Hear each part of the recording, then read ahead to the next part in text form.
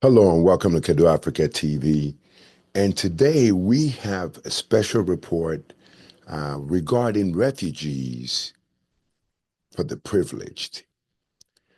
Yes, the title of this is Refugee for the Privileged, or I would like to call it the hypocrisy of Western compassion.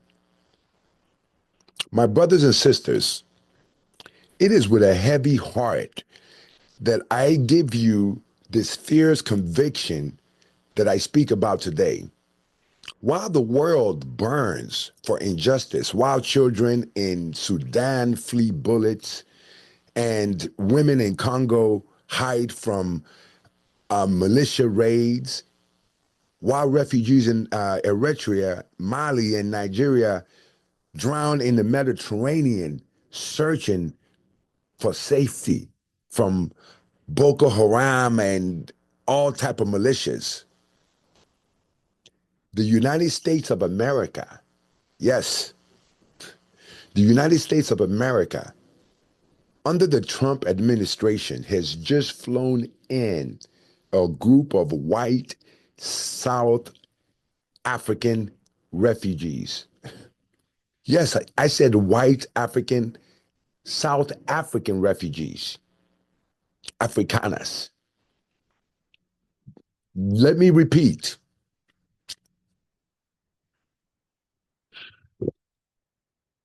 The Trump administration, the American White House, is now flying in white South Africans. Yes, the same descendants of the apartheid regime. We're flown in on a State Department chartered plane and granted refugee status. And we're granted refugee status. This is all while the refugee program for Black and brown people that's actually fleeing genocide, religious persecution, and state collapse is all frozen.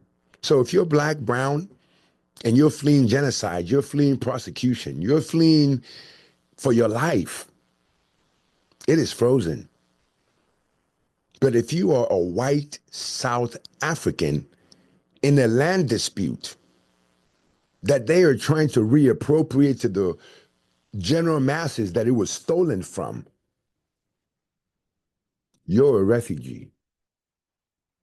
Never mind that you live in the wealthiest part of the town. You hold all the wealth. You're a refugee.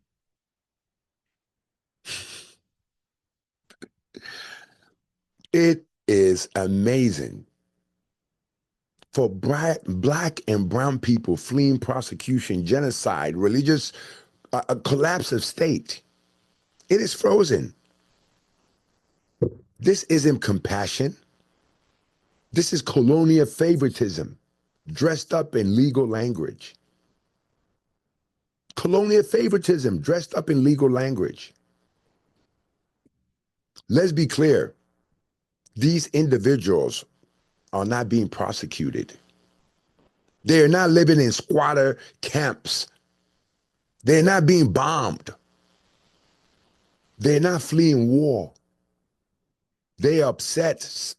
They're upset because South Africa has enacted a land reform laws to correct decades and centuries of racial theft.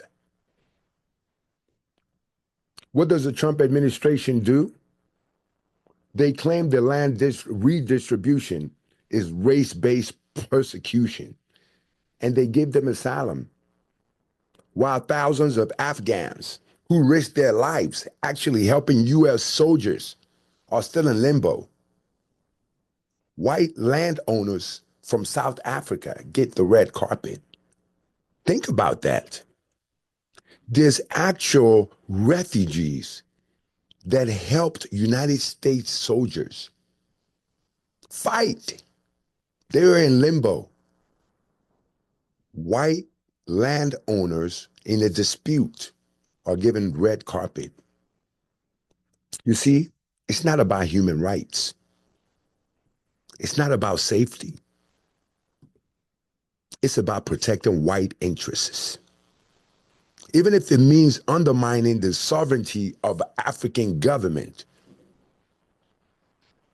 Can you imagine?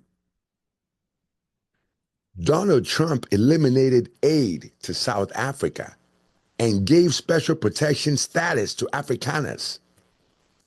Meanwhile, Black South African voices, those still healing from apartheid, were silenced and discredited and ignored. And all this comes wrapped in a language of freedom and refugee. Let me ask you a question.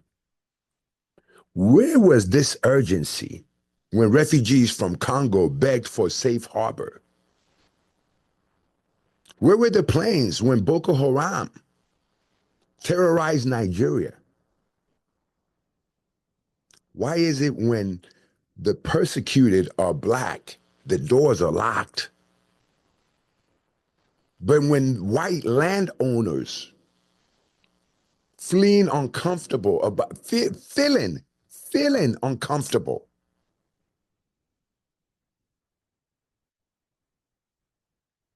about justice, all they have to do is feel uncomfortable about justice. They get the doors swung wide open. This is not just hypocrisy. This is a slap in the face of every African who has suffered under colonialism. It is a reminder that the West's compassion is selective and often color-coded. It's a shame, a disgrace, and yes, we must call it out. But we must do more than complain. We must unite.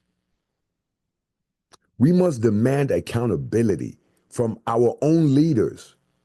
We must reject the narrative that says Africa's wealth exists to comfort the West, that our pain is secondary and our justice is radical.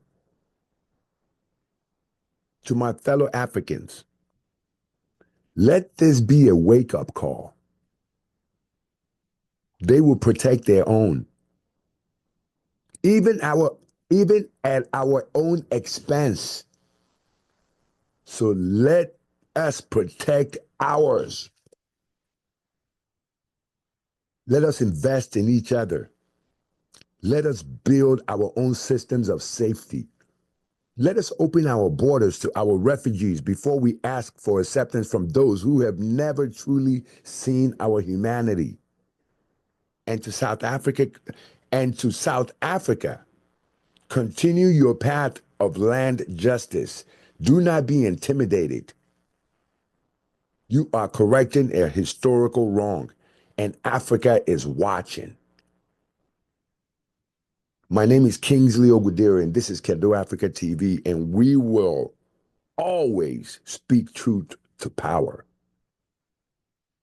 Till next time.